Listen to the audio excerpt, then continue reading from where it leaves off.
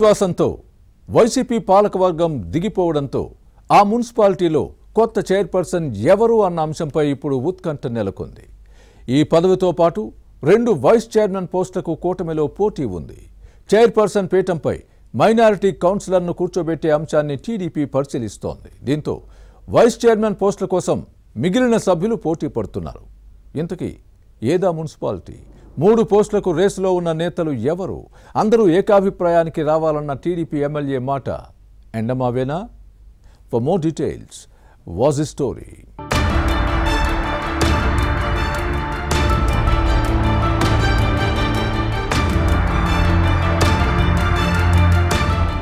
అవిశ్వాస తీర్మానాల ద్వారా వైసీపీ మున్సిపల్ పాలక వర్గాలను దించేసిన మున్సిపాలిటీల్లో కొత్త సమస్యలు ఎదురవుతున్నాయి.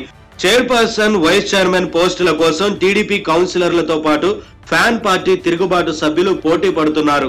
కొన్ని చోట్ల ఇది కూటమికి తలనొప్పిగా మారింది.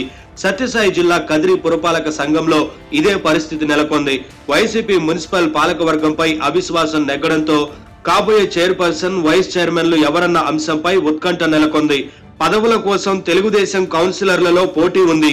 చైర్పర్సన్ నజీమున్నీసా, వైస్ చైర్మన్లు గంగాదేవి, రాజశేఖర్ రెడ్డిపై టీడీపీ కౌన్సిలర్లతో పాటు వైసీపీ తిరుగుబాటు సభ్యులు ప్రవేశపెట్టిన నో కాన్ఫిడెన్స్ మోషన్ నెగ్గడంతో కొత్త వారిని ఎన్నుకోవడంపై దృష్టి పెట్టారు.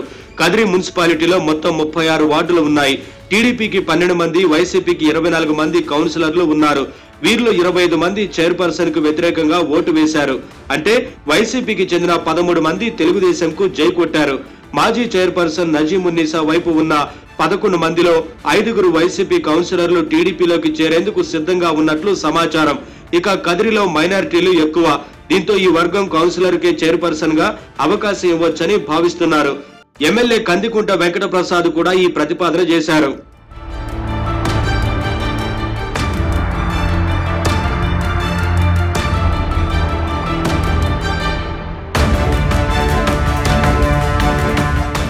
కదిరి మున్సిపల్ చైర్పర్సన్ గా మైనారిటీకి అవకాశం ఇవ్వడం ఆనవాయితీగా వస్తోంది. 2014లో టీడీపీ అధికారంలో ఉన్నప్పుడు ఇదే వర్గానికి చెందిన సూరయ్య భానుకు అప్పటి ఎమ్మెల్యే కందికుంట వెంకటప్రసాద్ అవకాశం కల్పించారు. గత సార్వత్రిక ఎన్నికల్లో ఇచ్చిన మాటకు కట్టుబడి మరోసారి వారికే ఇవ్వాలని భావించిన శాసనసభ్యుడు ఈ విషయాన్ని కౌన్సిలర్లకే వదిలేశారు. అందరూ కలిసి చర్చించుకుని ఏకాభిప్రాయానికి రావాలని సూచించారు. దీంతో 30వ వార్డు నుంచి ప్రాతినిధ్యం వహిస్తున్న గులాబ్ జాన్, 10వ వార్డు కౌన్సిలర్ దిల్షాద్ ఉన్నీసా పోటీ పడుతున్నారు. అయితే గులాబ్ జాన్ భర్త జిలాన్ బాషా వైసీపీ తిరుగుబాటు కౌన్సిలర్లను ఏకం చేయడంలో సక్సెస్ అయ్యారు. ఇక దిల్షాద్ ఉన్నీసా భర్త బహుద్దీన్ సార్వత్రిక ఎన్నికల ముందు చంద్రబాబు నాయుడు సమక్షంలో వైసీపీ నుంచి తెలుగుదేశంలో చేరారు. తమకు ఒకసారి అవకాశం కల్పించాలని ఈయన ఎమ్మెల్యే కందికుంట వెంకటప్రసాద్ ను కోరారు.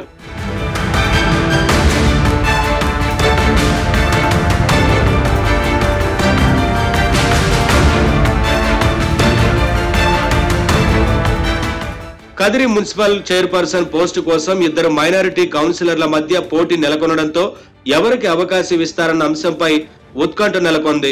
2 వైస్ చైర్మన్ పదవుల కోసం కాంపిటీషన్ ఉంది. టీడీపీలో ఒకరికి, వైసీపీ తిరుగుబాటు కౌన్సిలర్లలో మరొకరికి ఇవ్వొచ్చని సమాచారం. ఒకటి బీసీ సామాజిక వర్గానికి, మరొకటి రెడ్డి కమ్యూనిటీకి కేటాయించే అవకాశం ఉందని భావిస్తున్నారు. 3 పోస్టులపై ఏకాభిప్రాయం వచ్చే అవకాశం కనిపించడం లేదు. దీంతో ఎమ్మెల్యే కందికుంట వెంకటప్రసాద్ ఏదో ఒక నిర్ణయం తీసుకోవాలన్న డిమాండ్ వస్తోంది. కదిరి టీడీపీ శాసనసభ్యుడి ఆశీస్సులు ఎవరికి ఉంటాయో, ఎవరు మున్సిపల్ చైర్పర్సన్ అవుతారో, వైస్ చైర్మన్ పోస్టులు ఎవరికి అవకాశం వస్తుందో చూడాలి.